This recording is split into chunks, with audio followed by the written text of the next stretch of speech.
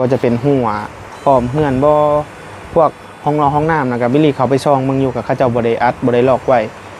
บางเทื่อกับคนเขามาถ่ายแน่บางเทื่อกับเขามาเล่นแน่พี่น้องก็เต็มอยู่ในหันเบิดเลยเนาะ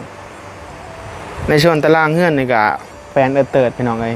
ไม่ต่อขอบตาแถวตารางเนี่ยเนาะก็บ่เห็นจักไปทางไหนเบิดเฮือนของแม่น้องลอยเพราะว่าก็บ่ติดอกพี่น้องเอ้ยเนาะเพราะว่าทั้งเจ้าของเฮือนเพิ่นบ่อยู่เนาะพวกเครื่องปลูกของพังตะกี้เมลินเพิ่นเคยซื้อให้ได้บ่ว่าจะเป็นต้นหมากไม้หลายๆชนิดเนาะเพิ่นก็ให้ปลูกแจเบื้องนั่นแจเบื้องนี่เนาะปัจจุบันนี่หายเกลี้ยงพี่น้องเอ้ยบ่เห็นจักต้นเลยบ่ฮู้ว่า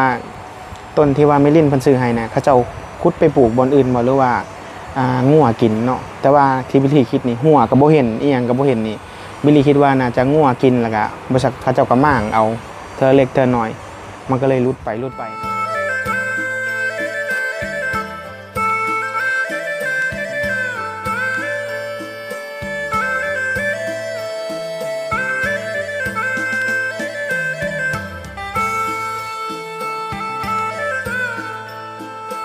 กับสบายดี FC เบิร์ดสุขคนแล้วก็พ่อลุงแม่ป้าเบิร์ดสมองสบอนนะพี่น้องเนาะ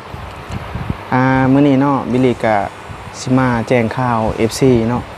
เรื่องราวของครอบครัวนางลอยกับแม่นางลอยพี่น้องเนาะก็คือแม่นางลอยตอนนี้ก็คือเพิ่นโซ่นะพี่น้องเนาะเพิ่นโซ่เพราะว่าเพิ่นบ่สบายแห้งเนาะเพราะว่าบิลลี่ไปเมื่อก่อนนี่ก็เห็นชาวบ้านเพิ่นบอกบิลลี่ว่าทางแม่นางลอยนะเพิ่นโซ่แห้งว่าโซ่อยู่บ้านผัวเพิ่นแต่ว่าเพิ่นบ่สบายนี่เพิ่นโซ่แห้งนี่ก็บ่แม่นก็เป็นแล้วเพิ่นเป็นได้ดนแล้วพี่น้องเนาะเพิ่นเป็นเรื่องเล่าของไอออกเลือดนั่นแหละแต่ก่อนน่ะก็คือเพิ่นไอออกเลือดนะมีทางผู้ใหญ่ใจบุญเนาะเพิ่นให้พาไปหาหมอแต่ช่วงประมาณปีกายนี่บ่ปีกายปีซื่นนี่เนาะเพิ่นให้บิลลี่นะพาแม่นางลอยนี่ไปหาหมออยู่คลินิกเซโปนบิลลี่ก็พาไปตอนนั้นเนาะเพิ่นก็อาการดีขึ้นเนาะอาการเล่าไอออกเลือดเนาะส่วนนางลอยนะก็เพิ่นแน่นหน้าอกบ่ตอนน่ะพี่น้องเอ้ยหรือว่าเป็นไข้นี่แหละเนาะก็ดีเนาะและปัจจุบันนี่แม่นางลอยเพิ่นไปเอาผัวอยู่ทางบ้านสวีทเนาะอยู่ทางในพี่น้องบ้านสวีทและที่นี่คือเพิ่นอยู่น้ำผัวน่ะ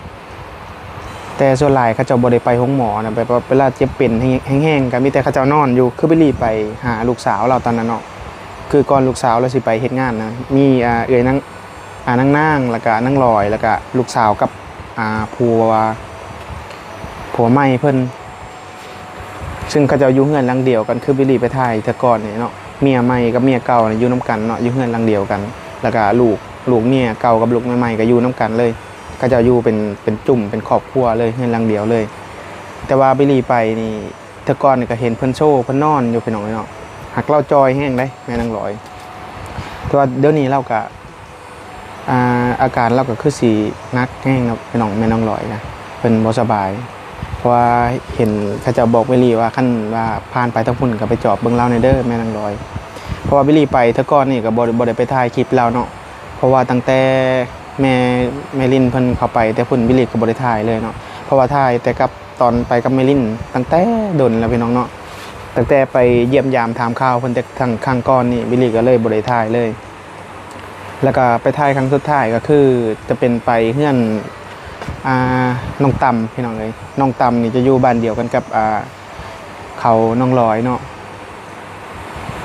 บิลลี่ก็คือเป็นห่วงเพิ่นอยู่พี่น้องเลยทางแม่น้องลอยเนาะแต่ว่าเนาะก็บ่ฮู้ว่าสิช่วยเพิ่นจังได๋พี่น้องเอ้ยไปเท่าใดก็เห็นแต่เพิ่นจมเจ็บจมโซ่เนาะคือทั้งผัวเราก็เขาเจ้าก็บ่ค่อยได้ปานใดนะพี่น้องเอ้ยทั้งผัวเราก็บ่ได้มีปานใดเนาะต่างคนต่างบ่มีนะเขาเจ้าเอากันแต่ว่าก็คือบิลลี่เคยเว้าแหละก็เสียดายเฮือนเนาะที่ทางแม่ลินเพิ่นสร้างให้หลังบักใหญ่นะพี่น้องเอ้ยเนาะเฮือนอยู่บ้านวังคูนนะคือบิลลี่ไปมื้อวานมื้อซื่นนี่เฮือนอยู่บ้านวังคูนเนี่ยบ่มีคนอยู่ได้พี่น้องบิลลี่ก็เบาใจกับท่วงอยู่ว่าเสียดายเฮือนหลังวังใหญ่เนาะบ่มีไผอยู่คือทางน้องเอื้อยนางลอยเนาะนางเพิ่นก็มาจอบอยู่ไปจอบแต่ว่าบ่ได้อยู่เด้พี่น้องไปจอบแบบเป็นมื้อเป็นใดแล้วก็กลับไปอยู่นำแม่คืนเพราะว่าคันเราย้ายมาอยู่เฮือนหลังนี้อยู่บ้านวังคูนนี่ก็มันก็สิบ่มีไผอยู่นำเรานะคือเราสิอยู่กัน2เอ้ยน้องเราก็บ่ก็อยากอยู่ปานใดเพราะว่าเรื่องอาหารการกินบ่สินะมันก็บ่สู้อยู่นำแม่นะอยู่นำแม่ก็มีหยังกินก็กินนำกันนะแล้วก็2มาเขาเจ้าก็อยู่เป็นครอบครัวใหญ่เนาะ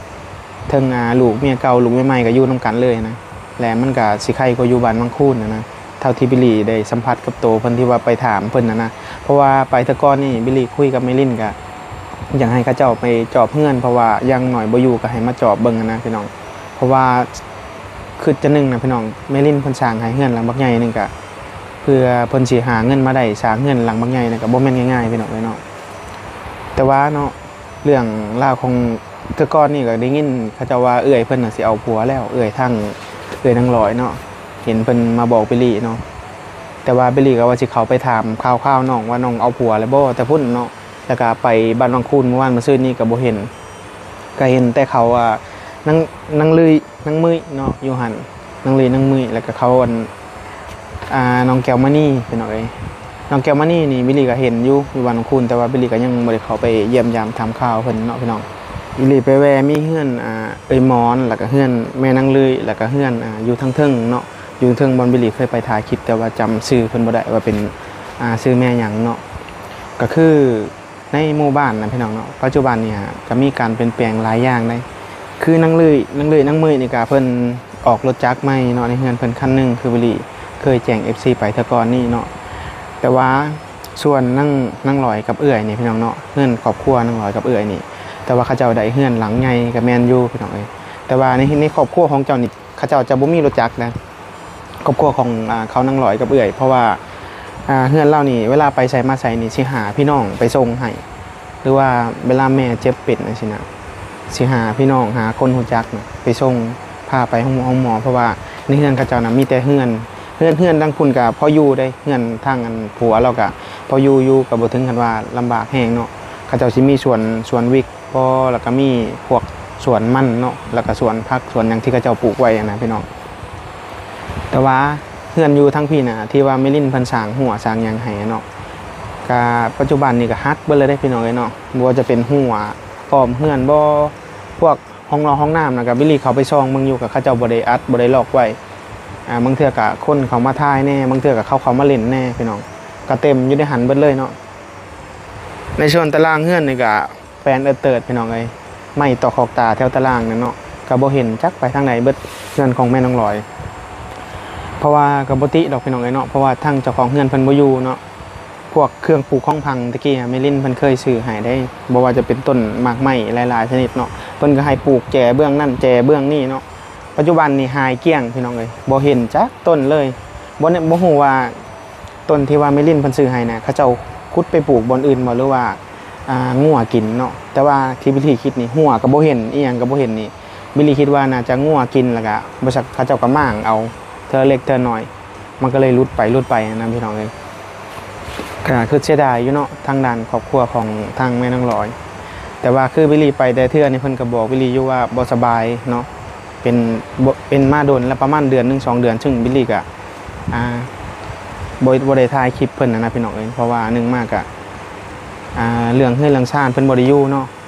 บิลลี่ถ่ายไปก็คือว่าบ่อยากคักปานใดบิลลี่ก็มีแต่ว่าเอาเรื่องเล่าของเพิ่นมาเว้าสู่ฟังนะพี่น้องเนาะเพราะว่าคือบางเทื่อบิลลี่เขาไปหาเพิ่นนี่ก็ FC เพิ่นก็สิจมเรื่องเฮือนเนาะเฮือนที่ว่าผู้ใหญ่เพิ่นสร้างให้แล้วเขาเจ้าบ่อยู่นะเราไปเอาผัวใหม่แต่ตอนที่เราเอาผัวแรกๆกันซึ่งซุมเฮาบ่ได้ฮู้เด้ก็บ่ได้มีไผบอกเลยเขาไปบ้านวังคูนนี่ก็บ่มีไผบอกบิลลี่เนาะบ่มีไผบอกบิลลี่ก็บ่ได้ฮู้เลยไปลบเขาลบออกหลายเทื่อกับทางเบาใจแน่แล้วก็ไปผู้เดียวแน่ก็บ่มีไผบอกว่าแม่น้องลอยเอาผัวเด้อจนกระทั่งเมลินเพิ่นเว้าสู่บิลลี่ฟังนะเมลินเพิ่นอยู่ต่างประเทศเท่านั้นเว้าสู่บิลลี่ฟังว่าแม่น้องลอยเอาผัวได้บิลลี่ซึ่งบิลลี่บ่ฮู้เลยหลายๆอย่างอยู่บ้านวังคูนน่ะบิลลี่บ่ฮู้แต่ว่าพอดีทางเมลินเพิ่นก็ฮู้เนาะแล้วพอดีเพิ่นก็บอกบิลลี่เนาะหลังจากนั้นบิลลี่ก็ไปสืบถามไปถามมากับพุ่นไปอยู่บ้านผัวแล้วพี่น้องเอ้ยเนาะแต่ว่าเนาะเพื่อนเพิ่นนี่ปัจจุบันนี่คันว่าเพิ่นบ่ได้อยู่คือคู่มือนี่ก็อนาคตต่อไปบิลลี่ก็ย่านมันเสียเครื่องของเนาะเครื่องของบ่ว่าจะเป็นอีหยังต่างๆนะพี่น้องเอ้ยอย่ามันเสียเพราะว่าคนบ่ได้อยู่เบิ่งแล้วก็ส่วนทางแม่น้องลอยที่ว่าเพิ่นบ่สบายปัจจุบันนี่เนาะพี่น้องเอ้ยเราก็เฮ็ดเวียกเฮ็ดงานบ่ได้ส่วนหลายก็มีแต่นอนที่บิลลี่เห็นก็ไปก็นอนอยู่ในตารางเฮือนผัวแหละแล้วก็ค่ำมากอ่ะขึ้นไปนอนทั้งเฮือนบ่เห็นเพิ่นว่า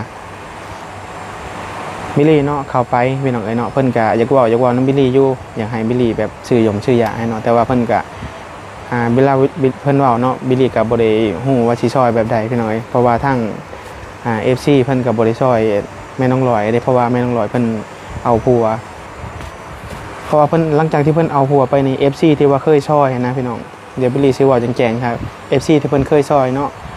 แม่น้องลอยเอาผัวไปนะเพิ่นก็บางคนเพิ่นก็บ่เห็นดีนำพี่น้องเพราะว่าวันนี้แล้วบิลลี่เว้ากำกึ่งเพราะว่าแบบคือตะกี้นะ FC เพิ่นเคยเว้าได้ว่าแม่น้องลอยเจ้าอย่าพาเอาผัวเด้อเจ้าอยู่กับลูกกับเต้านี่แล้วแล้ว FC เพิ่นก็สิซอยซื้อข้าวซื้อน้ำให้ตะกี้เพิ่นก็บอกเนาะแล้วก็ทางผู้ใหญ่เพิ่นก็เว้าตลอดกับเพิ่นแล้วบัดนี้พ่อเฮาบ่ได้เข้าไปถ่ายเนาะบ่ดนปานใดบัดนี้ก็เจ้าเอาผัวพอเอาผัวแล้วเนาะคือคู่มือนี่เห็นบิลลี่เข้าไปถ่ายคลิปถ่ายหยังเนาะแต่ว่าเพิ่นอยากให้ซอยนะพี่น้องเอ้ยอยากให้บิลลี่ซอยถ่ายนั่นน่ะนี่มันก็เป็นไปบ่ได้แล้วพี่น้องเอ้ยเรื่องผู้ใหญ่เพิ่นใจบุญเพิ่นสิช่วยคือเก่ามันก็บ่คือเก่าแล้วพี่น้องเอ้ยเพราะว่าเพิ่นก็บอกตั้งแต่เนิ่นๆแต่ก่อนพุ่นแล้วว่าเพิ่นก็บ่อยากให้เอาผัวคันเอาผัวไปเพิ่นก็เว้าเพิ่นบ่ซอยเนาะแต่ก็บ่ฮู้เฮ็ดจังไดเนาะพี่น้องเนาะบิลลี่ก็คันสิไปบอกเราบ่ให้เอามันก็บ่ได้พี่น้องเอ้ยเนาะแต่ว่าตอนที่เราเอาผัวเราก็แบบบ่อยากให้ฮู้แฮงเด้ที่วิลลี่ถามเขาเจ้าเบิ่งนั้นเราบ่อยากให้ไผฮู้แล้วก็บอกว่าบ่ให้ไผบอกเนาะทำนองนั้นพี่น้องเนาะวิลลี่ก็เลยเป็นเรื่องแบบว่าคือว่าปิดบังที่ว่าวิลลี่บ่ได้บอก FC ตอนแรกๆที่เราเอาผัวน่ะก็บ่แม่นว่าเฮาฮู้แล้วบ่บอกอะไรวิลลี่ก็บ่ฮู้เพราะว่าเราปิดบังในพี่น้องเอ้ยแต่ปัจจุบันนี้เราบ่สบายเนาะบ่สบายแฮงเนาะคันว่าสิให้วิลลี่พาไปซื้อยาก็คือสิเป็นไปยากเพราะว่าทางผู้ใหญ่ใจบุญหรือว่า FC เพิ่นก็บริซอยที่เพราะว่าเพิ่นก็เว้าเรื่องแม่น้องลอยไว้แต่ตอนตะกี้แล้วพี่น้องเอ้ยเนาะบิลลี่ก็ถ้าว่าเป็นไปได้เนาะเนาะคือคู่มือนี่เพิ่นลูกเพิ่นก็บิลลี่คิดว่าให้ลูกเพิ่นไปเฮ็ดงานดีกว่าเพราะว่าจะเป็นเอื้อยนางลอยบ่จังซี่นะไปเฮ็ดงานเพราะว่าเราก็ใหญ่เลยเด้แต่ว่าเดี๋ยวนี้เราก็อยู่แต่นำแม่อยู่นำแม่แล้วก็ออกสวนออกไร่นะแต่เรื่องเฮ็ดงานเฮ็ดหยังอยู่แถวนั้นก็เราคือว่าบ่ได้ไปแต่ลูกเมียเก่าของผัวเรานะที่อยู่นำกันนะไปแต่ผู้นั้นแหละพี่น้องเอ้ยแต่ว่าส่วนเราน่ะบ่ได้ไปเนาะแต่ว่าคันเราไปเฮ็ดเวียกเฮ็ดงานนี่ก็เบิ่งแม่อันนี้ก็สิดีอยู่พี่น้องเอ้ยแต่คันเราอยู่นำแม่ก็สิยากคือแนวนี้แหละเวลาเพิ่นเจ็บโซมากคันสมมุติว่าขอความช่วยเหลือมันทั้งห้องก็ช่วยหยังบ่ได้นะพี่น้องก็มิลิกาสิขอจบคลิปเพียงซ้ำนี้เด้อพี่น้องเอ้ยเนาะถ้าว่าผิดพลาดประการใดก็ขอโทษขออภัยนำ FC เบิร์ดสุขุทุกคนหลายๆเนาะเดี๋ยวติดตามเบิ่ง EP ต่อไปพี่น้องเดี๋ยวนี้บิลลี่คุยกับเบาใจว่าสิขึ้นทางบันดุงเนาะไปเยี่ยมยามทางถึงเพิ่นเนาะพี่น้องเอ้ยเนาะว่าเป็นจังไดคุยกับเบาใจว่าสิเข้าไปบันซะแล้วเนาะไปเยี่ยมยามเมืองบางเฮือนแต่ว่าบางเฮือนที่ว่าไปบ่ได้ก็บ่ไปเนาะประมาณนั้นพี่น้องเอ้ยเดี๋ยวติดตามเบิ่ง EP ต่อไปเด้อพี่น้องสุดท้ายนี้ก็ขอลาตัวไปก่อนเด้อสบายดี